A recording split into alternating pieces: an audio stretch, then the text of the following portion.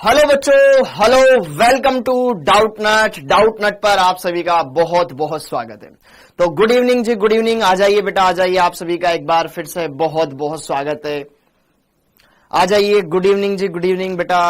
Sir हम तो आ चुके हैं, आप कहाँ रुक गए हैं? हेलो हेलो हेलो, मैं भी आ चुका हूँ। Good evening, good evening, good evening. कैसे हो आप सब? आ जाइए, आ जाइए। आप सभी का बहुत बहुत स्वागत है।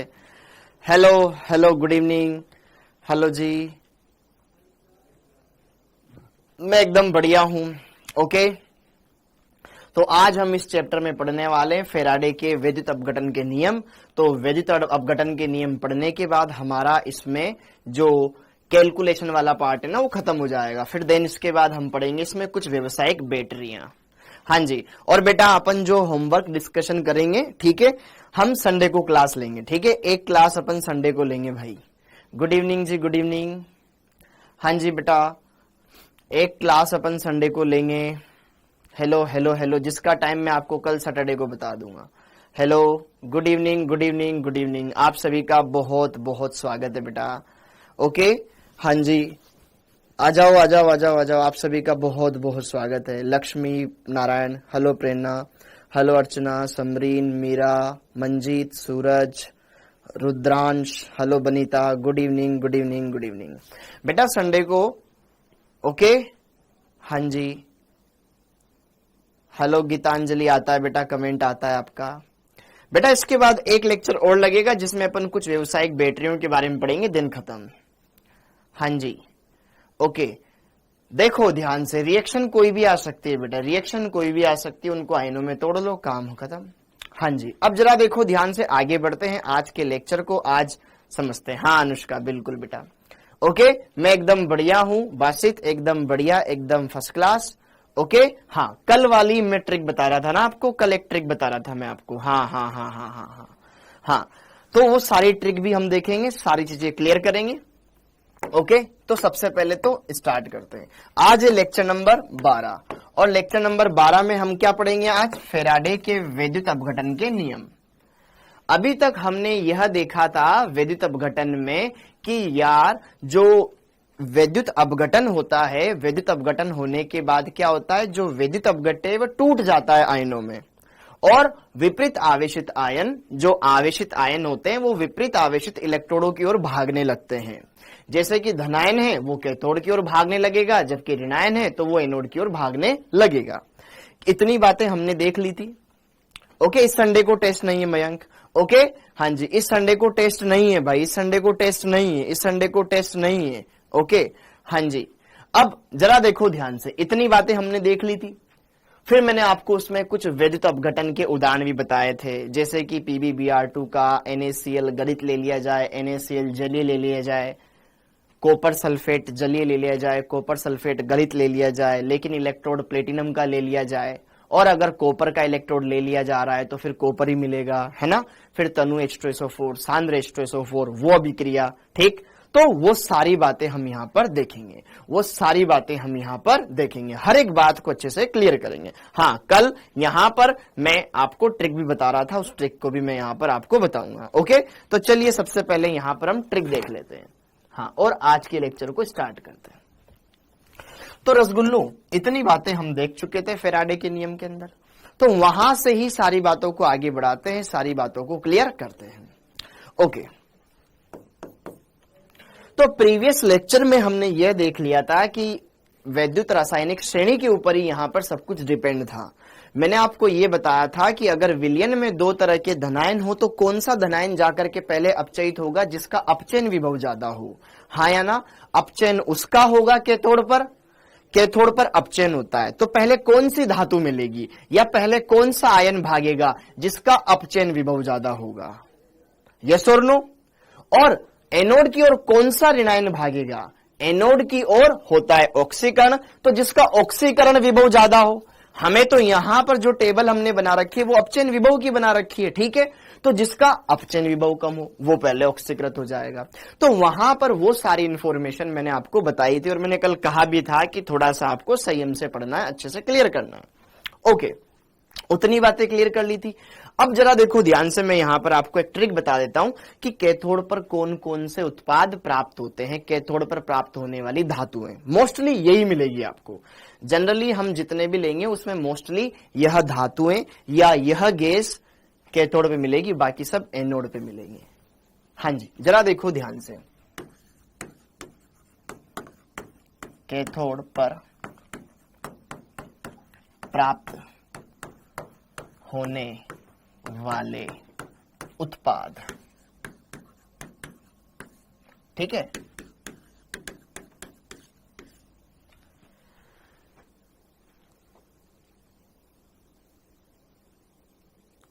ओके, जरा देखो ध्यान से, यहां पर ये आपके धातु कर्म वाले चैप्टर में भी काम आएगा, यह आपके धातु कर्म वाले चैप्टर पर भी काम आएगा। ओके, जैसे कि जरा देखो ध्यान से, अगर हम बात करें कौन से ऐसे हैं जो जनरली हमें कैथोड पर मिलेंगे, कौन से ऐसे हैं जो जनरली हमें यहां पर कैथोड पे मिलेंगे। जैसे कि आपसे O2 के बारे में पूछ लिया जाए, कैथोड पे मिलेगी या एनोड पे मिलेगी, या आपसे O2 के बारे में पूछ लिया जाए, Cl2 के बारे में, Br2 के बारे में, H2 के बारे में, इनके बारे में पूछ लिया जाए, तो जरा देखो ध्यान से, धातु कर्म वाले चैप्टर, धातु, यहां पे मैं धातु कर्म को रिलेट करूंगा बेटा। धातु कर्म में भी हम क्या करवाते हैं, धातुओं का शोधन करते हैं, धातुओं का शुद्धिकरण करवाया जाता है और उनका इलेक्ट्रोलाइसिस करवाया जाता है। तो उस इलेक्ट्रोलाइसिस के दौरान कौन सी धातुएं कैथोड पर मिलती है वो मैं यहां पर बताने वाला हूं। पहले मैं क्लियर कर दूं, यहां पर हम क्या करने वाले हैं कि उन इलेक्ट्रोकेमिकल सीरीज हमने देखी है, इलेक्ट्रोकेमिकल सीरीज में हाइड्रोजन के नीचे भी कुछ धातुएं आती है, H2 के नीचे इलेक्ट्रोकेमिकल सीरीज में बेटा कुछ धातुएं आती, मैंने आपको बताया था, ठीक है। कौन, आइए, होगा, आगे, ब्राह्मण, पंडित और कलावती, सोना लाई फ्री में, ठीक है। देखो, एक तो यहां पर कॉपर धातु होती है, Ag होता है, Hg होता है, Au होता है, यह कुछ धातुएं होती है, प्लेटिनम आ गया इसमें, जो कि क्या होता है, हाइड्रोजन से नीचे आते हैं। ये सारे के सारे आपको कैथोड पर मिलेंगे। जब हम विद्युत अपघटन करवाएंगे तो ये सारे के सारे किधर मिलेंगे, आपको कैथोड पर मिलेंगे। तो जरा देखो ध्यान से, यहां पर इनकी मैं आपको एक ट्रिक बता देता हूं, हाँ जी, हम 5, पहले एक सीरियल आता था स्टार उत्सव पर, हम 5, ठीक है, हम 5,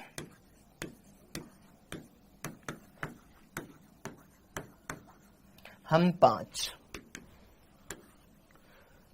5। हाँ, अब जरा देखो ध्यान से, हम का मतलब तो H2 गैस, P का मतलब प्लेटिनम, A का मतलब Ag, A का मतलब Au, C का मतलब कॉपर और H का मतलब Hg। यह जनरली आपको कहां मिलेंगे बेटा, जब आप धातु कर्म वाला चैप्टर पढ़ोगे तो उसमें ये सब किधर मिलते हैं, आपको कैथोड में मिलते हैं। जबकि O2 हो गई, Cl2 हो गई, Br2 हो गई, हेलोजन वाली गैसें, ठीक है, एनोड पर प्राप्त होने वाली गैसें, जैसे कि O2, सारे के सारे हेलोजन F2, Cl2, Br2, ठीक है। I2 बहुत कम रिएक्टिव होती है, लेकिन फिर भी अगर हम HI का वो करवा दे तो भी I माइनस भाग के उधर ही जाता है, I2 आदि ये इधर मिलेंगे। हाँ जी, तो जरा देखो ध्यान से, ये चीजें तो आपको पहले लेवल पे क्लियर हो जानी चाहिए, लिख लो, ठीक है। वैसे तो सारी की सारी धातुएं अपनी, जैसे कि अपन बात करते हैं कोई भी, जैसे कि जिंक हो गया, जिंक अगर मैं दोनों तरफ ही जिंक के इलेक्ट्रोड ले दूंगा, दोनों तरफ ही अगर मैं जिंक के इलेक्ट्रोड लगा दूंगा, एक तरफ से जिंक निकलेगा, दूसरी तरफ जाएगा, तो जाएगा किधर, कैथोड की तरफ। लेकिन जनरली ये तो आपको इधर मिलेगी ही मिलेगी, ये ध्यान रखना है, ठीक है, ओके। और आपको अगर यहां पर तो एनोड पर क्या क्या प्राप्त हो सकता है, O2, कोई भी फ्लोरीन, क्लोरीन, ब्रोमीन, आयोडीन, कोई भी, ये सब आपको इधर मिलेंगे। अब जैसे कि देखो ध्यान से, यहां पर एक टेबल बना रखी है बेटा, यहां पर आपको ये टेबल बनवा रखी है। ओके, आपको बस इसको यहां पर समझना है, ये हमने ऑलरेडी पढ़ रखा है। जरा देखो ध्यान से, ये मैंने आपको ऑलरेडी पढ़ाया हुआ है। जैसे जब हमने जलीय NaOH लिया था, जब हमने जलीय NaCl लिया था, याद करो आपको मैंने पढ़ाया था, अगर हम क्या ले लेते थे, गलित ले लेते थे। पहले गलित पढ़ाया था, है ना, गलित पढ़ाया था। तो गलित लेते थे तो याद करो, सोडियम किधर भागता था, कैथोड की ओर। सोडियम, कैथोड पर क्या मिलता था, सोडियम मिलता था, और एनोड पर क्या मिलता था, क्लोरीन गैस मुक्त होती थी, हाँ या ना। लेकिन अगर हमने यहां पे क्या ले लिया, जलीय ले लिया, तो जल, मैंने आपको बताया था Na plus sodium, Na plus ion अपचयित हो, उसके बजाय H2 अपचयित होता था, क्योंकि उसका SRP ज्यादा होता था और H2 गैस उत्सर्जित करता था। तो यहां इधर तो H2 गैस मिलती थी, यहां पर Cl2 मिलता था। कोई दिक्कत है, कोई दिक्कत है इस बात में किसी को? ओके, क्लियर हो जाना चाहिए। अब जरा देखो ध्यान से यहां पर, अब जरा देखो ध्यान से, जलीय NaOH और गलित NaOH, ठीक है। एक बच्चे ने पूछा था कि सर इसके अलावा कुछ और भी हो सकता है क्या? अब जरा देखो ध्यान से, गलित, गलित में तो पानी है ही नहीं, गलित में तो पानी है ही नहीं, तो अपचयन होकर के यहां पर सोडियम धातु ही मिलेगी। ओके, क्लियर हुआ, डन है मामला। अब अगर ये कैसा है, जलीय है, तो जल का अपचयन हो जाएगा, इसलिए यहां पर OH2 मिल जाएगा। ओके, और अगर NaOH है तो बेटा इसमें ऑक्सीजन है, तो यहां पर आपको एनोड पर क्या मिलेगी, O2 मिलेगी। देखो H2 मिल रही है तो कैथोड पे मिल रही है, जो हेलोजन वाली गैस है या ऑक्सीजन है, ये आपको कहां मिल रही है, एनोड पे मिल रही है। अब जरा देखो ध्यान से, जलीय कॉपर सल्फेट और जलीय कॉपर सल्फेट, और यहां पर ये अगला, जरा देखो ध्यान से। अब यहां पर हमने ग्रेफाइट का इलेक्ट्रोड लगाया या प्लेटिनम का इलेक्ट्रोड लगाया, ये भी मैंने आपको बताया था। ग्रेफाइट का लगाया या इसका इलेक्ट्रोड लगाया, तो यहां पे जरा देखो ध्यान से, अगर हमने क्या लिया है, प्लेटिनम इलेक्ट्रोड लिया है और जलीय कॉपर सल्फेट लिया था, तो यहां पर क्या मैंने देखा था कि कॉपर आराम से अपचयित हो जा रहा था, क्योंकि उसका SRP ज्यादा था जल के मुकाबले, तो यहां पर कॉपर मिल गया था और यहां पे भी कॉपर मिल गया था। ओके, अपचयित होने वाले के मामले में तो। लेकिन अगर ऑक्सीकरण के मामले में बात कर ली जाए, अगर ऑक्सीकरण के मामले में बात कर ली जाए, तो याद है आपको कि जलीय कॉपर सल्फेट के अंदर हमने जब उसको ऑक्सीकरण के देखा था, तो यार SOP H2O का ज्यादा था, इसलिए H2O ऑक्सीकृत होकर के O2 देता था, हाँ या ना। और अगर ग्रेफाइट कॉपर का ही ले लिया जाए, तो कॉपर धातु का ही ऑक्सीकरण होगा, कॉपर धातु का ही अपचयन होगा। मतलब को इलेक्ट्रोड से कॉपर विलयन में आएंगे आयन, और फिर इधर से उधर जाएंगे, तो यहां पर copper plus copper plus 2 ion में ऑक्सीकृत होगा, और इधर यहां पर कॉपर धातु अपचयित होगी। सेम इलेक्ट्रोड चेंज कर दिया, यहां पर CuCl2 में देख लो, CuCl2 में देख लो, अगर आपने कॉपर का इलेक्ट्रोड लिया है बेटा, तो सेम यहां पर वही प्रोसेस हो जाएगा कि एनोड पर भी कॉपर की अभिक्रिया होगी और कैथोड पे भी कॉपर ही मिलेगा। लिखवाया था मैंने आपको इंपॉर्टेंट पॉइंट, इलेक्ट्रोड ही भाग ले रहा है कि कॉपर का इलेक्ट्रोड पहले ऑक्सीकृत हुआ, फिर विलयन से उधर भागा, पहले विलयन में आया फिर उधर गया। सेम, क्या ये टेबल समझ में आ गई? एक बार मेरे को बता दो, एक बार मुझे बता दो इस टेबल में कहीं कोई दिक्कत हो आपको? हाँ जी बेटा, ये CuCl2 है, क्यूप्रिक क्लोराइड है, क्यूप्रिक क्लोराइड है, क्यूप्रिक क्लोराइड है।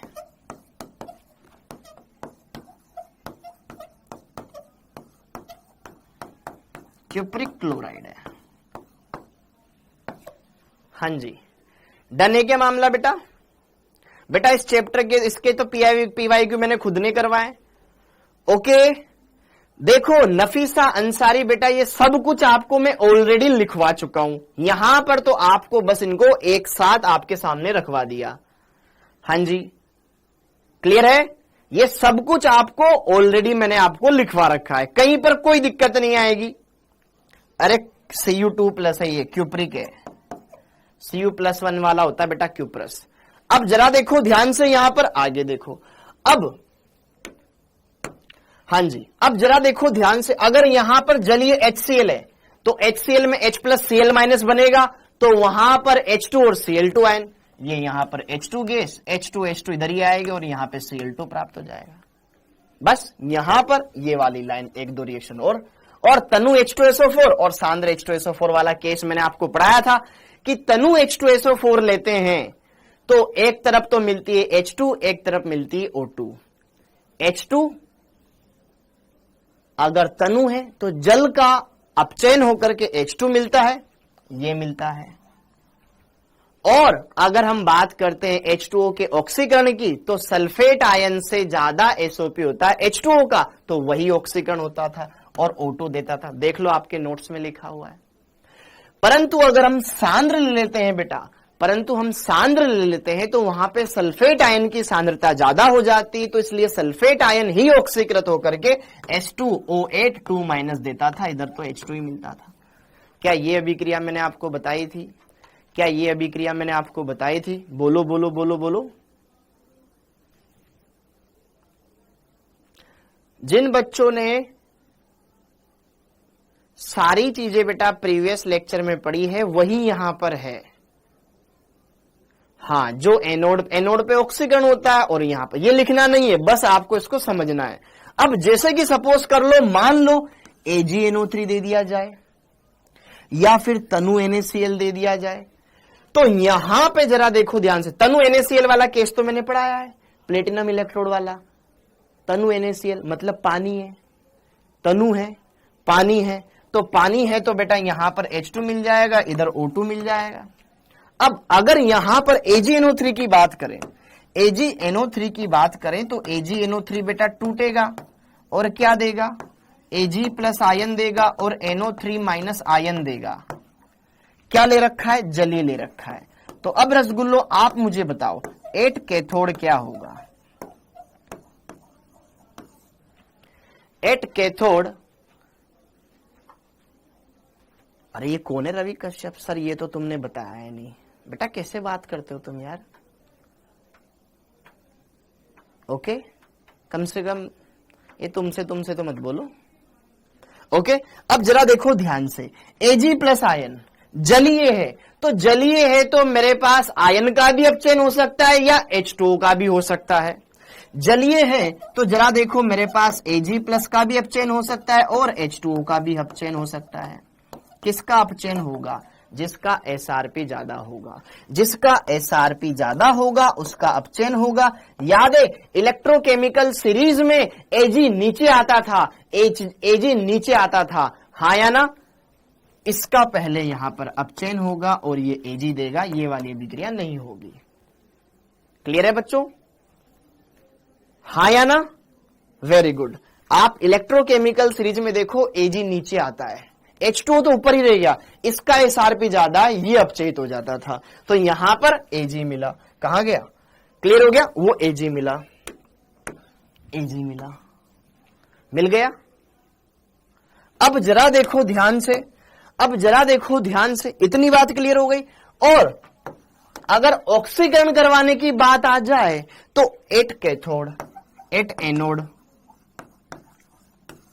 एनोड पर अब हमारे पास एक तो नाइट्रेट आयन है और साथ के साथ H2O है, तो यहां पे ये वाली अभिक्रिया हो ही नहीं पाती। सिंपल H2O का ऑक्सीकरण होकर के यहां पर O2 गैस आपकी मुक्त होती है।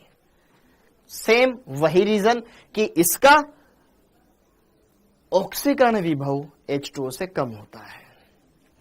हाँ जी, क्लियर हो गया है? क्लियर हो गया है? क्लियर हो गया है? क्लियर हो गया है बेटा?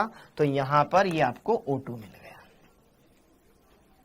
इलेक्ट्रोकेमिकल श्रेणी याद करनी है, तभी तो मैंने बताया ना, इलेक्ट्रोकेमिकल सीरीज याद करनी है आपको। इलेक्ट्रोकेमिकल सीरीज पढ़ लेनी है, सब कुछ क्लियर हो जाएगा, सब कुछ समझ में आ जाएगा बेटा, सब कुछ समझ में आ जाएगा। ओके, इलेक्ट्रोकेमिकल सीरीज जिसने पढ़ ली उसका बेड़ा पार हो जाएगा। जिसने इलेक्ट्रोकेमिकल सीरीज पढ़ ली उसका बेड़ा पार हो जाएगा। एक बोल रहा है सर लास्ट में यहां पर क्या आएगा? Cl2 आएगा। अरे जरा देख ध्यान से, यहां पे जरा देखो ध्यान से, जब अपन तनु NaCl लेते हैं, तनु NaCl वाला केस मैंने आपको क्या पढ़ाया था? कि यार H प्लस साइन इधर भग जाएगा। हाँ हाँ हाँ, बिल्कुल बिल्कुल बिल्कुल, यहां पर आप Cl2 लिख लें, यहां पर आप Cl2 लिख लें, Cl2 गैस यहां पर मुक्त होगी, याद है, क्योंकि Cl माइनस अधिविभव हमने पढ़ा था, अधिविभव, ठीक है, Cl माइनस की गति ज्यादा होती है, वो पहले भाग जाता है, ठीक है, तो यहां पर आ जाएगा आपका Cl2 गैस यहां पर उत्सर्जित होगी। तो ये आप ध्यान रखेंगे अच्छे से, और नोट डाउन आप चाहे बाद में कर लेना, क्योंकि टेबल है बेटा, टेबल बनाने में टाइम लगेगा। मैंने आपको इसमें से मोस्टली लगभग हर एक कोशिश करी है कि मैं आपको ढंग से समझा सकूं।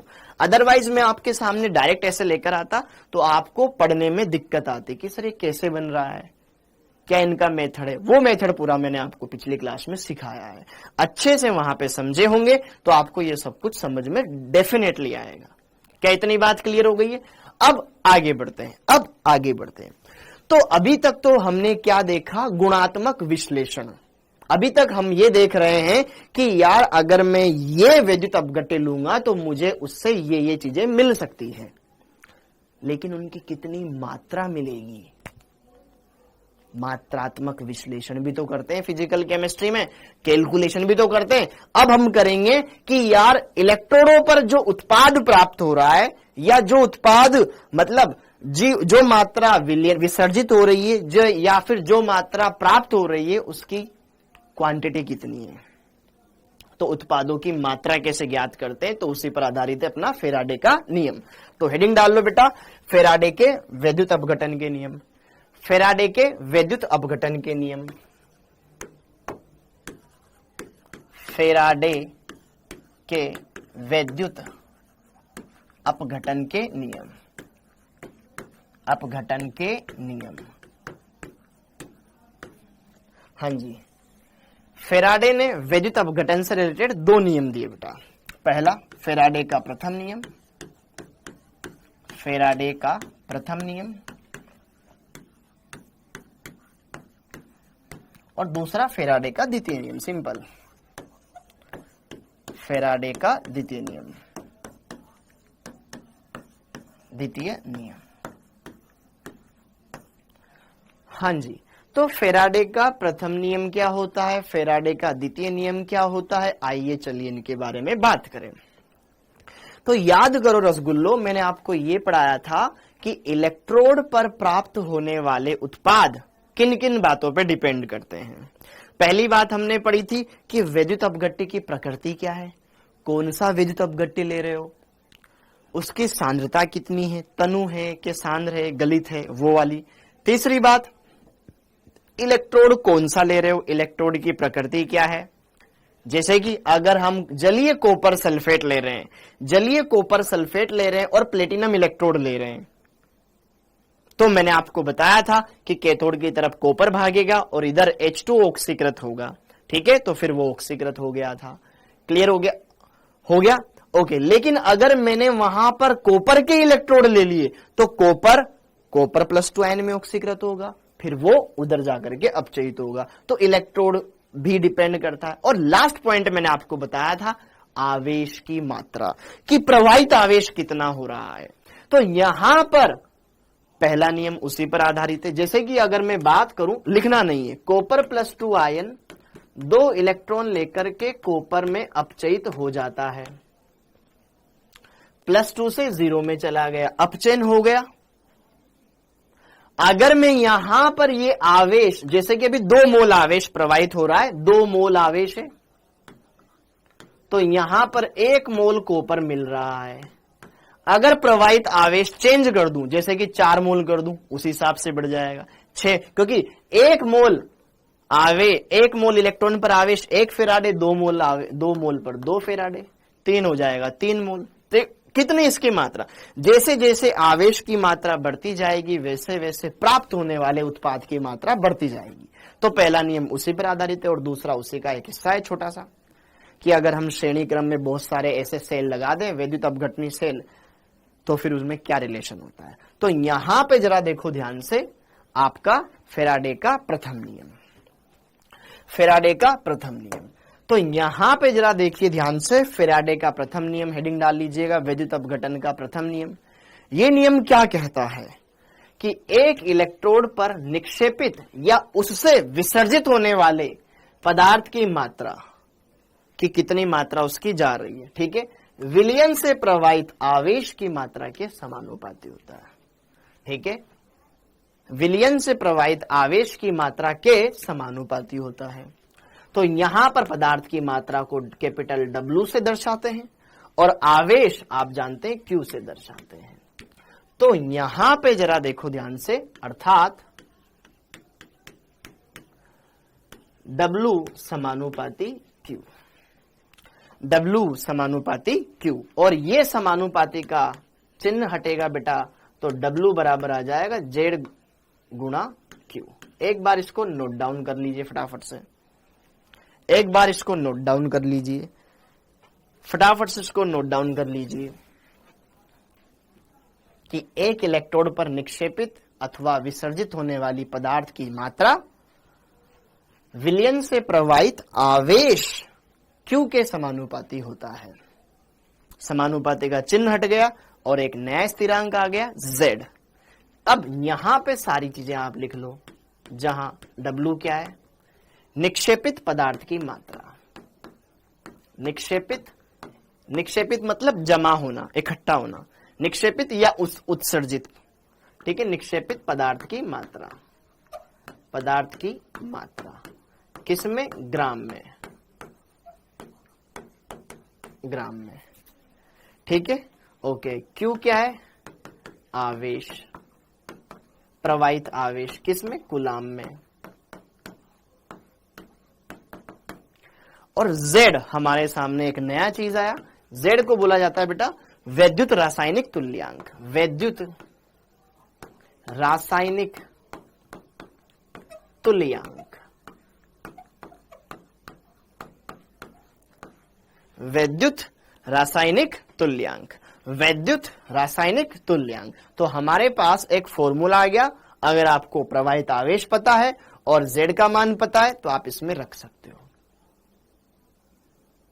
ओके, अब जैसे कि देखो ध्यान से, अगर आपको वैद्युत रासायनिक तुल्यांक की परिभाषा चाहिए तो हमारे पास समीकरण नंबर 1, इसको समीकरण नंबर 1 दे दो, ये हो गया। अब Z बराबर क्या मैं W अपॉन Q रख सकता हूं, कर सकता हूं। यदि अगर मैं यहां पर W बराबर Q बराबर 1 कूलाम कर दूं, Q का मान 1 कूलाम कर दूं, तो क्या मेरे पास Z बराबर W आ जाएगा। यदि परिपथ में 1 कूलाम आवेश प्रवाहित किया जाए तो इलेक्ट्रोड पर, चाहे वो कैथोड हो या एनोड हो, उस पर प्राप्त होने वाली पदार्थ की मात्रा ही विद्युत रासायनिक तुल्यांक कहलाएगी। क्या मैं बोल रहा हूं, यदि विलयन में या परिपथ में 1 कूलाम आवेश प्रवाहित किया जाए तो प्राप्त होने वाली या निक्षेपित होने वाली पदार्थ की मात्रा ही विद्युत रासायनिक तुल्यांक कहलाएगी। ये इसकी परिभाषा हो गई। यदि परिपथ में 1 कूलाम विद्युत आवेश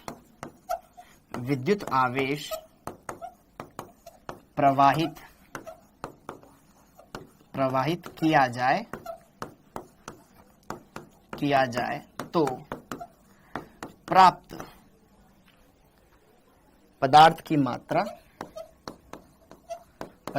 मात्रा W ही वैद्युत रासायनिक तुल्यांक कहलाती है, वैद्युत रासायनिक तुल्यांक कहलाती है।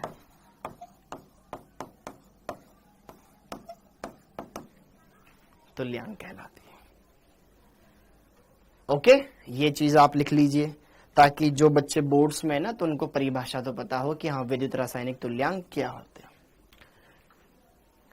ओके, यदि परिपथ में जो हमने सेल बना रखा है उसमें अगर हम 1 कूलाम आवेश प्रवाहित करेंगे तो यहां पर प्राप्त W ही क्या कहलाएगा, Q। अच्छा, इसका मात्रक देखा जाए, Z का मात्रक। हाँ जी, इतना नोट डाउन कर लिया, थोड़ा सा स्पीड में नोट करेंगे। Z का मात्रक या Z की इकाई, तो Z बराबर हम जानते हैं क्या होता है W बाई क्यू। क्यू क्या है? पदार्थ की मात्रा, तो इसका मात्रक ग्राम पर नीचे आवेश क्या है? कूलाम, तो ग्राम पर कूलाम इसका मात्रक होता है। अच्छा, ये बात क्लियर हो गई, इतनी बात हमको समझ में आ गई। अब जरा देखो ध्यान से, जेड का एक और फॉर्मूला होता है, जेड का एक और फॉर्मूला होता है और यहां पे आपको वो समझना है। जेड को क्या बोला जाता है? विद्युत रासायनिक तुल्यांक। तो आपने क्या तुल्यांकी भार सुना है? उससे रिलेटेड यहां पर चूंकि जेड बराबर होता है बेटा E अपॉन 96,500, E अपॉन 96 बटे 500, ठीक है। ओके, यहां पर E क्या है? तुल्यांकी भार है और यहां पे 96,500 ये कूलाम आवेश है, तो ये ग्राम में भार बटे इतना आवेश। किसी भी तत्व का तुल्यांकी भार, किसी भी तत्व का तुल्यांकी भार बटे 96,500 ये जेड कहलाता है। ये एक प्रैक्टिकल डेटा है। हाँ जी, जहां ई क्या होता है? तुल्यांकी भार, तुल्यांकी भार। हाँ जी, ये क्या है? तुल्यांकी भार, जो हमने बहुत पहले मोल कॉन्सेप्ट वाले टॉपिक में पढ़ा था, बहुत पहले मोल कॉन्सेप्ट वाले टॉपिक में पढ़ा था, उतना ही यहां पे काम आएगा। ओके, तुल्यांकी भार कैसे ज्ञात किया जाता है? इसका भी अपना एक रोल होता है। तुल्यांकी भार ई ज्ञात करना हो तो क्या होता है? अणुभार बटे एन कारक। इस सूत्र की सहायता से हम इसको ज्ञात कर सकते हैं। तो जरा देखो ध्यान से, तो समीकरण 1 से, ये एक इंपॉर्टेंट फॉर्मूला है, ध्यान रखना, ठीक है। ओके, तो समीकरण नंबर 1 से W बराबर क्या था? Z इंटू क्यू था।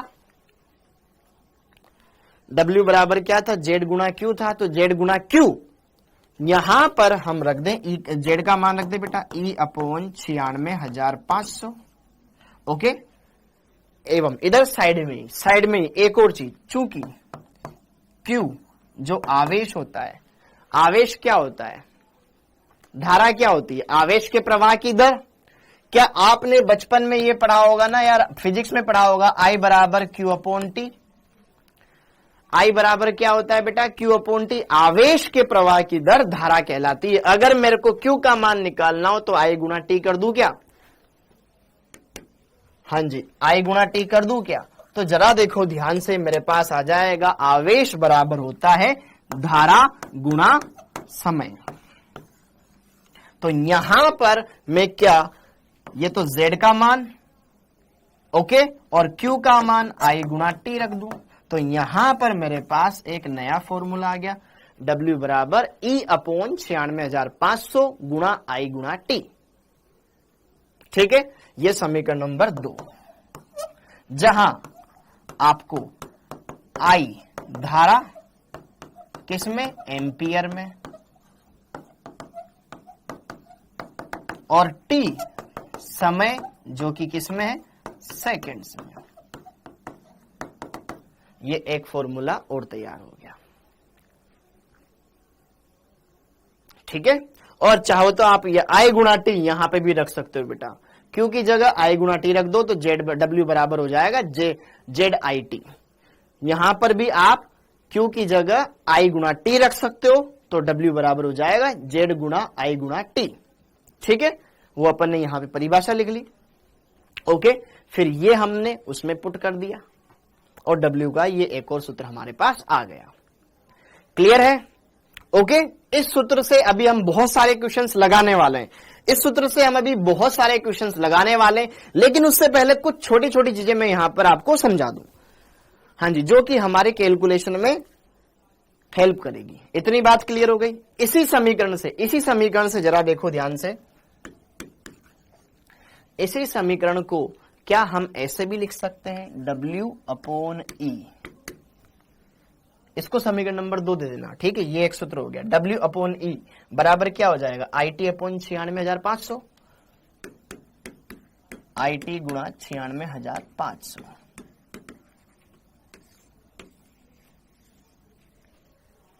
जरा देखो ध्यान से, क्या आपने ये पढ़ा है विलियन वाले चैप्टर में? क्या आपने ये पढ़ा है ग्राम में भार बटे तुल्यांकी भार क्या कहलाता है? ग्राम में भार बटे तुल्यांकी भार ग्राम तुल्यांकों की संख्या कहलाती है। नॉर्मलता की परिभाषा हमने पढ़ी थी कि 1 लीटर विलियन में उपस्थित विलेय के ग्राम तुल्यांकों की संख्या नॉर्मलता कहलाती है। तो जो ग्राम तुल्यांक हम ज्ञात करते थे, ग्राम तुल्यांक हम ज्ञात करते थे, तो वो ग्राम में भार बटे तुल्यांकी भार ही तो होता है, हाँ या ना? इसको दे दो आप समीकरण नंबर 3। चूंकि हम जानते हैं कि ग्राम तुल्यांकों की संख्या क्या होती है? W/E होता है, ग्राम में भार बटे तुल्यांकी भार। तो ये ग्राम तुल्यांकी तो है, मतलब W/E करके ग्राम तुल्यांक निकालो या I गुणा T गुणा अपॉन 96,500 करके निकालो, बात एक ही, क्योंकि W/E ग्राम तुल्यांकों के बराबर है और ये उसके बराबर है। तो पहली बात तो आपने ये जानी। दूसरी बात सुनिएगा, दूसरी बात, एक और बात थोड़ी सी इंटरेस्टिंग है, समझना। I गुणा T क्या है? आवेश है।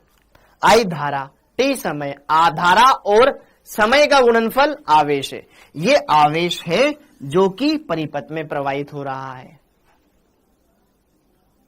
सुनना, ये आवेश है जो कि परिपथ में प्रवाहित हो रहा है। इसका मान कुछ तो आएगा, इसका मान लो 200 है, 300 है। सपोज करो I गुणा T का गुणनफल आया जैसे कि 900 कूलाम। 900 कूलाम आवेश विलीन में प्रवाहित हो रहा है। कितने फेराडे प्रवाहित हुए? हमें पता है 1 फेराडे बराबर होता है 96,500, वही तो नीचे है। ठीक है, अगर आपको पता लग जाए कि प्रवाहित आवेश कूलाम में इतना है, 1 फेराडे में इतना आवेश होता है, तो कुल फेराडे की संख्या भी तो हम निकाल सकते हैं। तो अगर हम क्या कर दें, इस प्रवाहित आवेश में 96,500 का भाग लगा दें, क्या हमारे पास फेराडे की संख्या आ जाएगी? हाँ या ना? जैसे हमें पता है ना कि 1 मोल में Na कणों की संख्या होती है। अगर आपको दे रखा है कि भैया इतने कण हैं या 1 दर्जन में 12 केले होते हैं, आप लेके आए कि मैं लेके आया 48 केले, लेकिन आपको तो पता है ना 1 दर्जन में 12 होते हैं, तो आप बता दोगे 4 दर्जन। तो उसी तरीके से आपको बता दिया जाए कि यार माध्यम में इतना कूलाम आवेश प्रवाहित हो रहा है, मुझे पता है कि 1 फेराडे में कितना होता है, तो मैं फेराडे की संख्या निकाल लूंगा, हाँ या ना? तो जरा देखो ध्यान से, I गुणा T, ये क्यू क्या है यहां पर? ये क्यू क्या है? आवेश जो कि प्रवाहित हो रहा है। जितना कूलाम आवेश प्रवाहित हो रहा है, अगर मैं उसको 96,500 कूलाम से डिवाइड कर दूंगा तो मेरे पास फेराडे की संख्या आ जाएगी क्या? क्योंकि 1 फेराडे में 96,500 कूलाम होता है। क्या बात समझ में आ रही है? तो यहां पर ये वाली चीज आपको, अब जरा देखो ध्यान से, बात क्लियर हो गई। तो यहां पर एक बात तो हमने ये सीखी कि यार ये तो ग्राम तुल्यांकों का सूत्र आ गया, एवं फेराडे की संख्या मेरे को ज्ञात करनी। भाई कितने फेराडे हो रहा है आवेश प्रवाहित, फेराडे की संख्या ज्ञात करनी हो तो I गुणा T अपॉन में 96,500, हाँ है ना? ये कुल प्रवाहित आवेश, ये 1 फेराडे पे आवेश, 1 फेराडे बराबर इतना, तो टोटल हम निकाल लेंगे। तो ये दोनों चीजें आप जानते हो, तो मतलब W/E ग्राम तुल्यांकों की संख्या भी है, और अगर आपको फेराडे ज्ञात करने वो भी है। देखो, तो यहां पर W/E बराबर I गुणा T अपॉन में 96,500, ये तो दोनों आपस में बराबर है, लेकिन ये ग्राम तुल्यांकों की संख्या भी है, ग्राम तुल्यांकों की संख्या भी है, और यही फेराडे की संख्या भी है। दोनों बराबर है, यही फेराडे की संख्या भी है।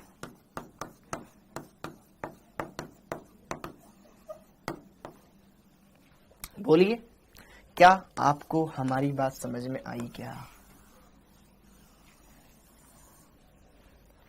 क्या आपको हमारी बात समझ में आई क्या?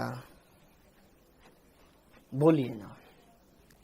यहां पर W/E आपको क्या बताता है, ये उसका मतलब मैं समझा रहा हूं। हमें सूत्र तो बहुत सिंपल है, सूत्र बहुत सिंपल है, एक दो सूत्र है वही लगाने।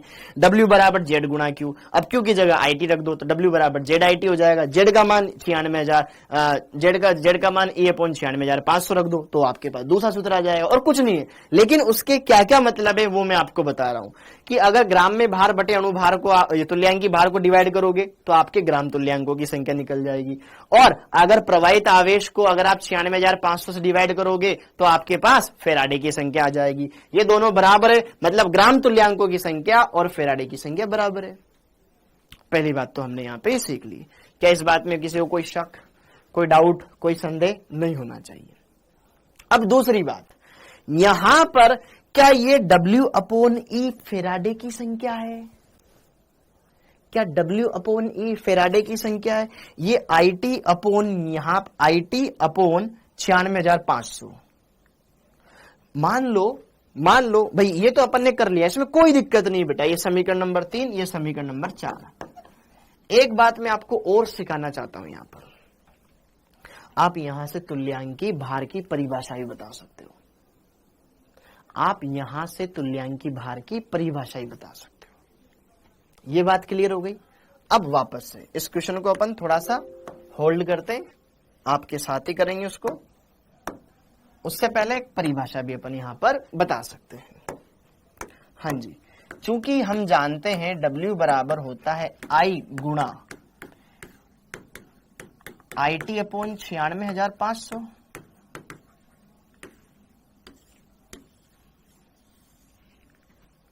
ये हम जानते हैं ना, ये हम जानते हैं। मैंने E को अलग कर दिया, IT अपॉन 96,500। क्या ये IT अपॉन 96,500 क्या बेटा फेराडे की संख्या थी?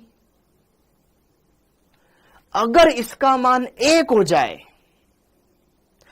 अगर विलयन में प्रवाहित आवेश 1 फेराडे हो जाए, मतलब ये पूरा का पूरा 1 हो जाए, 1 फेराडे मतलब इनका गुणनफल कितना आएगा? 96,500। नीचे भी तो वही है, 96,500 96,500 कट जाएगा, 1 फेराडे आया। तो अगर विलयन में 1 फेराडे आवेश प्रवाहित किया जाए तो प्राप्त पदार्थ की मात्रा ही तुल्यांकी भार कहलाएगी। क्या मेरी बात समझ में आ रही है? हाँ या ना? तो ये उसकी परिभाषा हो जाएगी यहां से। यदि विद्युत परिपथ में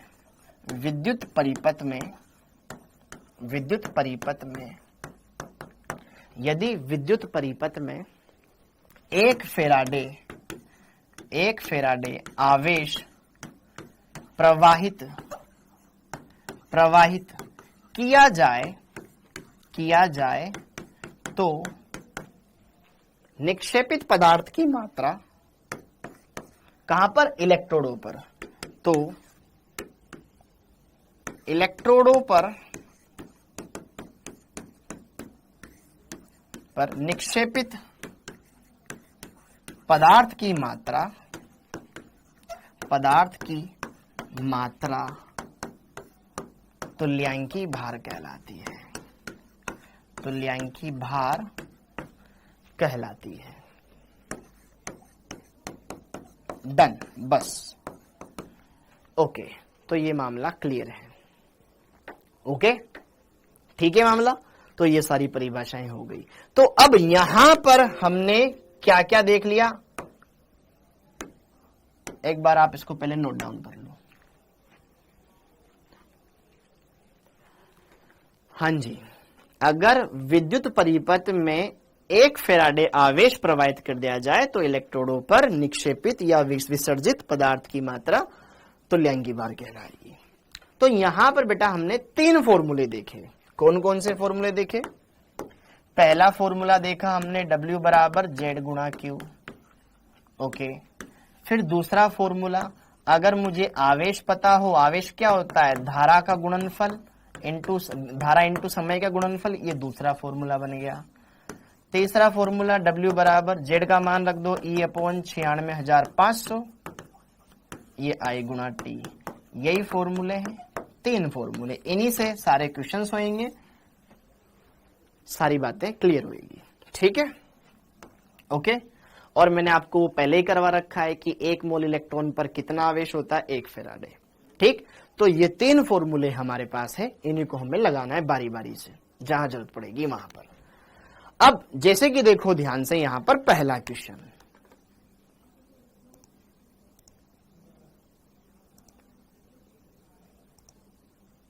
हाँ ओके, क्लियर हो गया? अरे क्लियर है, ओके। अब यहां पे जरा देखो ध्यान से, मोहिनी, क्लियर हो गया? अरे कहीं गलत लिख दिया गया मैंने, सही तो है बेटा? अब जरा देखो ध्यान से, यहां पर पहला क्वेश्चन, अब यहां पे जरा देखो ध्यान से पहला क्वेश्चन, मोहिनी जी जरा देखो ध्यान से, निम्न को ऑक्सीकृत करने के लिए कितने आवेश की आवश्यकता होगी? सिंपल सा क्वेश्चन है, इसके 2 पार्ट कर देता हूं। हाँ, जरा देखो ध्यान से, पहला क्वेश्चन, निम्न को ऑक्सीकृत करने के लिए कितने आवेश की आवश्यकता होगी? बस हमें पता चल जाए ना इलेक्ट्रॉन कितने जा रहे हैं, काम खत्म। हाँ, क्यू भी लिख सकते हैं बेटा सिमरन।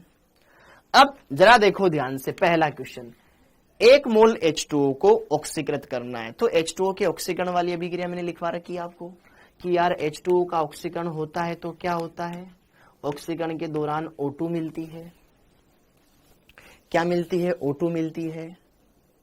साथ में यहां पर क्या होते हैं, 2 H+ अलग होते हैं और यहां पर ये 2 इलेक्ट्रॉन उत्सर्जित करता है, ओके। लेकिन यहां पर एक ही ऑक्सीजन है इसलिए 1/2 लगाया, ये हमारे पास अभिक्रिया है।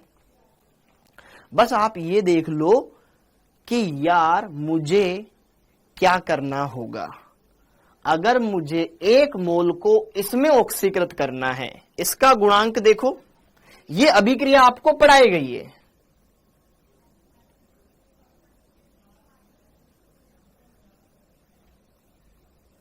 क्लियर है? यहां पर देखो ध्यान से, इसका रस समीकरण मिति गुणांक क्या है बेटा? 1, तो ये 1 मोल, 1 मोल को ऑक्सीकृत करने के दौरान कितने इलेक्ट्रॉन निकल रहे हैं? 2 मोल इलेक्ट्रॉन निकल रहे हैं, हाँ या ना? तो जरा देखो ध्यान से, 1 मोल को ऑक्सीकृत करने के दौरान 2 मोल इलेक्ट्रॉन उत्सर्जित हो रहे हैं, तो 2 मोल आवेश, हाँ या ना? 2 फैराडे निकल रहे हैं ना, तो 1 मोल H2O के दौरान 2 मोल इलेक्ट्रॉन प्राप्त हो रहे हैं। ऑक्सीकरण में तो इलेक्ट्रॉन त्यागे जाते हैं ना भाई, हाँ या ना? तो यहां पे जरा देखो ध्यान से, टोटल 2 फैराडे, वैसे ही आंसर बन गया 2 फैराडे। लेकिन अगर इसको आप तरीके से हल करना चाहो तो यहां पर Q बराबर आ जाएगा आपका 2 फैराडे, 2 फैराडे, और 1 फैराडे पर आवेश कितना होता है? 96,500। कुलाम में कन्वर्ट कर लोगे तो इसको गुणा करोगे तो ये आ जाएगा 2020 फिर 1930, ठीक है, 1930 ये आ जाएगा, इतना कुलाम आवेश, कुलाम में कन्वर्ट कर लोगे तो। हाँ जी, इलेक्ट्रॉन ही देखना है, बस आपको इलेक्ट्रॉन ही देखना है। अब जरा देखो ध्यान से सेकंड वाले में, अब सेकंड वाले में देखो बेटा, 1 मोल FeO, आपको FeO का 1 मोल दे रखा है, 1 मोल दे रखा है, हाँ जी। अब इसकी सर मेरे को अभिक्रिया बनानी नहीं आ रही है, सर मेरे को अभिक्रिया बनानी नहीं आ रही, सर FeO को मैं Fe2O3 में कैसे कन्वर्ट करूं, मेरे को ये कंफ्यूजिंग लग रहा है। तो बेटा देख ध्यान से, यह आयरन का ऑक्साइड है, ये भी आयरन का ऑक्साइड है, यह आयरन का ऑक्साइड है, ये भी तो ऑक्साइड है, ऑक्साइड है दोनों पे, तो ऑक्साइड सेम ही रहा होगा, -2 में, बस केवल फ्लोरीन पर चेंज आया है, केवल फ्लोरीन पर चेंज आया है। और वो चेंज क्या है कि यार Fe+2 कन्वर्ट होकर के Fe+3 बना रहा है, लेकिन 2 Fe प्राप्त हो रहे हैं। सुनो, Fe+2 जा रहा है Fe+3 में, Fe+2 जा रहा है Fe+3 में, हाँ या ना? अगर यहां Fe+2 जा रहा है Fe+3 में, तो एक Fe, इसका तो एक ही है ना, यहां तो Fe एक ही है, तो Fe+2 Fe+3 में जा रहा होगा, तो क्या कर रहा होगा? 1 इलेक्ट्रॉन और त्याग रहा होगा, हमें नहीं पता इसका कितना मोल वगैरह हमें बन रहा है, हमें तो बोला गया है कि 1 मोल FeO जब इसमें ऑक्सीकृत होगा तो कितने इलेक्ट्रॉन त्याग रहा है। तो 1 मोल अगर ये है तो यहां पर यह 1 मोल इलेक्ट्रॉन त्यागेगा। 1 मोल इलेक्ट्रॉन पर आवेश कितना, 1 फेराडे। तो यहां पर क्यू आवेश कितना आ गया, 1 फेराडे। 1 फेराडे बोलो या 96,500 कूलाम बोलो, बात तो एक ही बेटा, हाँ है ना। ये भी ऑक्साइड है, ये भी ऑक्साइड है, ऑक्सीजन का ऑक्सीकरण अंक तो दोनों में सेम रहेगा। तो यहाँ 2 फेराडे आवेश, यहाँ 1 फेराडे आवेश। समझ में आया? देखो ध्यान से, Fe+2 जब Fe+3 में गया तो कितने इलेक्ट्रॉन त्यागे गए इसके 1 मोल के द्वारा। Fe+3, Fe+2, यहाँ पे +2 आवेश, यहाँ +3 है, 1 आवेश और बढ़ गया, मतलब 1 इलेक्ट्रॉन त्याग दिया। नहीं आया समझ में? अरे ऑक्साइड तो दोनों में, अब यार अभी मैं बोल रहा हूं कि हमें अभिक्रिया लिखनी नहीं आ रही है तो उसके पीछे क्यों भाग रहे हो आप? आकांक्षा, अगर मैं आपको इसकी अभिक्रिया बताऊंगा तो फिर समझ ही नहीं आएगी, सर हम कैसे पता करेंगे अभिक्रिया को। तो मैंने आपको शॉर्ट एंड स्वीट टॉपिक बता दिया ना कि यार इसमें Fe पर आवेश क्या है, आप आवेश देख लो ना। यहां पर आवेश है Fe पर +2, यहां पर ये +3 में जा रहा है, तो एक Fe+2 Fe+3 में जा रहा है तो 1 इलेक्ट्रॉन त्यागा है ना। तो यहां पर आप उसको आराम से कर लो, इसमें कोई एक ही तो Fe 1 मोल लेना है, तो अगर यहां पर Fe+2 के 1 मोल है तो इसके भी तो 1 ही मोल है, हाँ है ना। तो यहां पर ये इससे इसमें जा रहा है, 1 इलेक्ट्रॉन त्याग रहा है, 1 मोल होगा। अगर एक Fe इसमें जा रहा है 1 मोल तो इतना ही त्यागे, खत्म बात, ठीक है। Okay, 1 Faraday. अब जैसे कि देखो ध्यान से, ये वाला क्वेश्चन करो, ये वाला क्वेश्चन ध्यान से देखो बेटा। AgNO3 कॉपर सल्फेट AlCl3 के विलयनों में 1 मोल इलेक्ट्रॉन आवेश प्रवाहित किया जाता है, सब में समान आवेश, 1 मोल इलेक्ट्रॉन प्रवाहित हो रहे हैं, मतलब 1 फेराडे आवेश बह रहा है।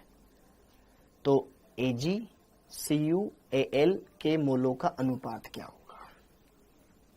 हाँ जी, आपको AgCuAl के मोलों का अनुपात बताओ। सर कैसे पता चला कि Fe+3 में ही गया? अरे पायल बेटा, इसमें ऑक्सीकरण अंक देखो ना इसका, ये 3 इसके माथे पे से तो गया होगा उसके पास। समझ में आया?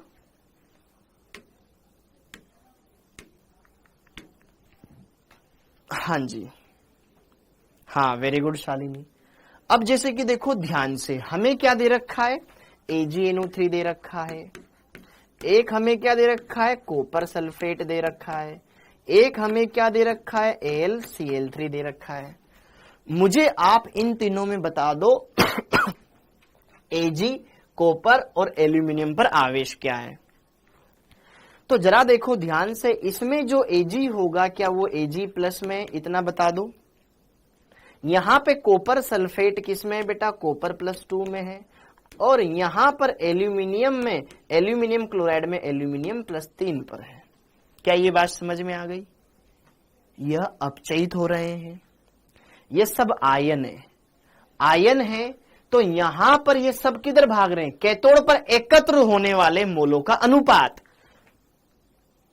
भाई अगर हम बात करें तो Ag+, ध्यान से सुनना रसगुल्लो, Ag+ Ag में कन्वर्ट कब होता है, 1 इलेक्ट्रॉन लेकर के, इसको 1 मोल इलेक्ट्रॉन की आवश्यकता है, ठीक है। और यहां पे जरा देखो ध्यान से, ये 2 इलेक्ट्रॉन लेगा तब जाकर के कॉपर ठोस में जाएगा, और यहां पर इसको 3 मोल इलेक्ट्रॉन की आवश्यकता है, 3 मोल इलेक्ट्रॉन की आवश्यकता है, तब जाकर के ये एल्यूमिनियम में जाएगा।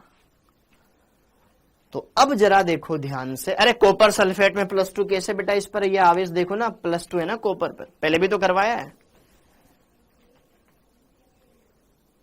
समझ में आया? 1 मोल Ag को Ag में 1 मोल Ag धनायन को Ag में जाने के लिए 1 मोल इलेक्ट्रॉन की आवश्यकता है, यहां पे 2 मोल इलेक्ट्रॉन की आवश्यकता है, यहां 3 मोल इलेक्ट्रॉन की आवश्यकता है। अब जरा बता दो, बहुत ही सिंपल है, बहुत ही आसान है बेटा। जरा देखो ध्यान से, तुम्हारे कमेंट्स देखने के बाद ना बार बार ना दिमाग इधर उधर भटकता है, तो अब मैं यहां पर आपको समझाता हूं। ये हमें यहां पर देखो, चूंकि क्वेश्चन के अनुसार, क्वेश्चन में आप, ये तो अभिक्रिया से हमने देखा, लेकिन क्वेश्चन में क्या दिया गया है, क्वेश्चन में शर्त दे रखी है कि भाई आपको 1 मोल इलेक्ट्रॉन ही प्रोवाइड करना है, तीनों में 1-1 मोल इलेक्ट्रॉन ही भेजना है, तीनों में 1-1 मोल ही भेजना है। यहां से मेरे को यह पता चल रहा है कि यार 1 मोल इलेक्ट्रॉन भेजेंगे तो 1 मोल Ag प्राप्त हो रहा है।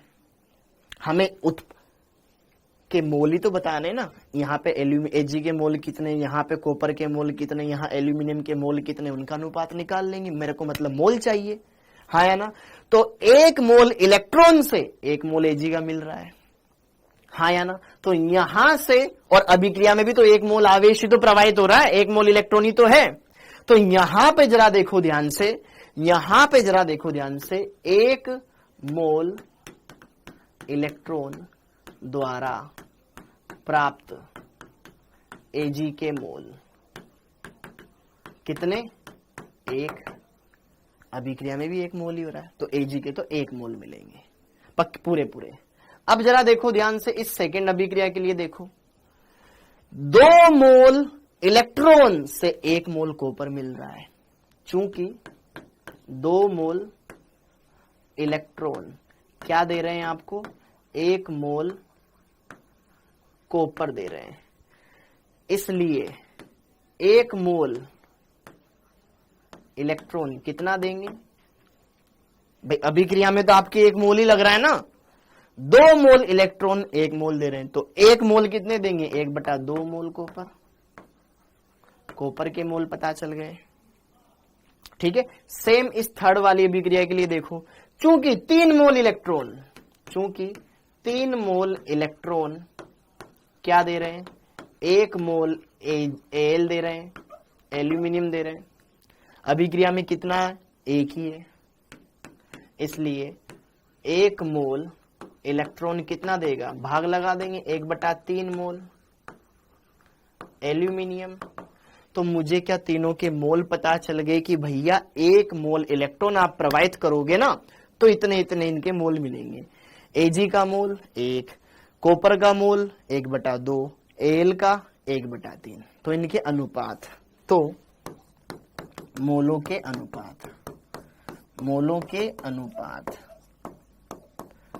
अनुपात भी किस तरीके से, Ag का, फिर कॉपर का, फिर एल्यूमिनियम का। ठीक है, जिस सीक्वेंस में पूछ रहा, 1 अनुपात 1/2 अनुपात 1/3, ये अनुपात रहा। लेकिन ऑप्शन में तो एक भी नहीं है। क्वेश्चन बेटा बहुत ही सिंपल है, कुछ नहीं करना, ज्यादा दिमाग लगाना ही नहीं था इस क्वेश्चन में। हमें ये पता था कि इसमें 1 मोल इलेक्ट्रॉन से 1 मोल बन रहा है। इसका देखो गुणांक, एक है, सबके 1 मोल बन रहे हैं, लेकिन यहाँ 2 मोल लेना पड़ रहा है, यहाँ 3 मोल लेना पड़ रहा है। क्वेश्चन वाला क्या बोल रहा है, हमने प्रवाहित ही 1 मोल करा है, तो उस हिसाब से बताओ, तो पूरा 1 मोल तो मिलेगा नहीं, आधा मोल मिलेगा, यहाँ 1/3 मिलेगा। तो हमारे पास इनके मोलों के अनुपात ये आ गए, लेकिन ऑप्शन में ऐसा कहीं नहीं है।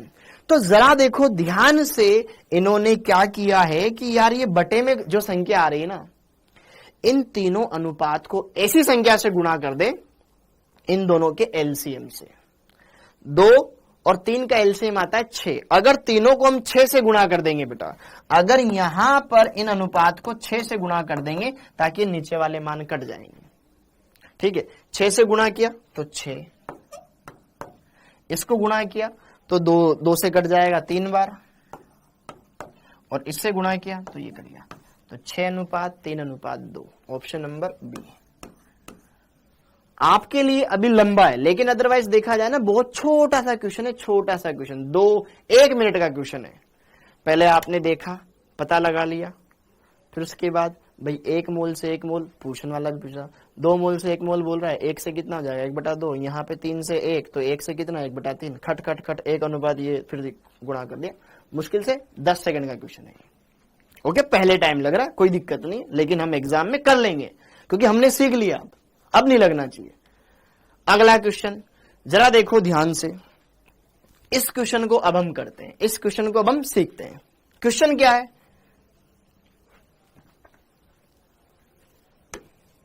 थोड़ा सा इन क्वेश्चंस में थोड़ी कैलकुलेशन की दिक्कत है, बाकी सब कुछ आसान है। देखो, कॉपर सल्फेट के विलयन को 1.5 एम्पियर की धारा से 10 मिनट तक विद्युत अपघटित किया जाता है, तो कैथोड पर निक्षेपित कॉपर का द्रव्यमान क्या होगा?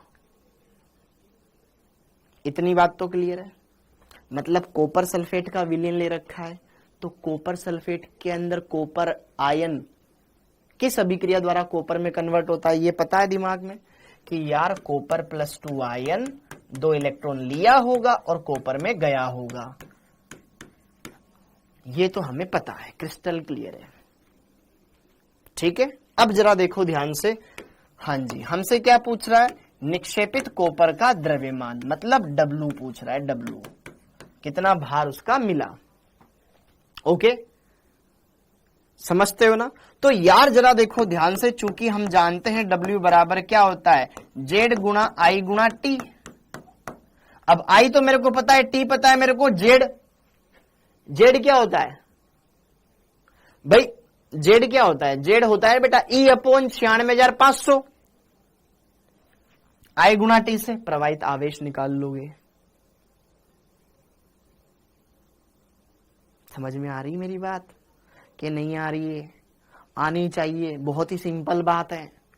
ओके, तो यहां पे जरा देखो ध्यान से, W बराबर E/, डायरेक्ट एक ही सूत्र लगा लेते हैं ना, दो सूत्र लिखने की क्या जरूरत है। हाँ जी,